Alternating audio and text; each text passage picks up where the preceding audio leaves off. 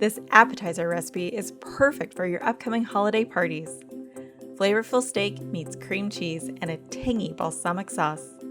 This beef It's What's for Dinner recipe is certified by the American Heart Association.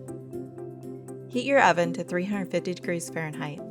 To start, combine 1/4 cup Parmesan cheese and 3/4 teaspoon flour in a small bowl.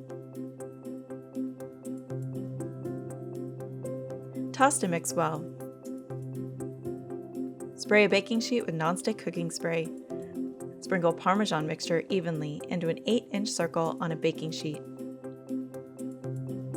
Bake in the center of a 350 degree oven for 6 to 8 minutes or until melted and light brown. Cool 2 minutes on baking sheet, then remove to a wire rack to cool completely. Break into 24 irregular shaped pieces and set aside. Cut each of the 12 bread slices diagonally in half. Place in a single layer on a baking sheet. Bake in a 350 degree oven for 6 minutes or until lightly toasted but not brown. Set aside.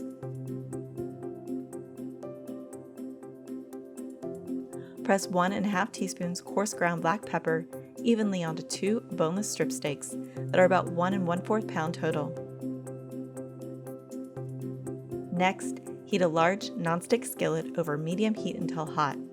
Place the steaks in the skillet and cook 12 to 15 minutes to medium rare at 145 degrees Fahrenheit to medium doneness at 160 degrees Fahrenheit. Turn occasionally.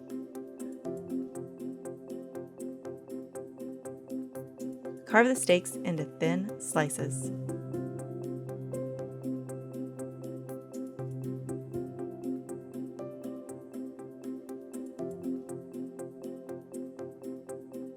Meanwhile, spread 1 teaspoon light garlic and herb cheese spread onto each bread piece.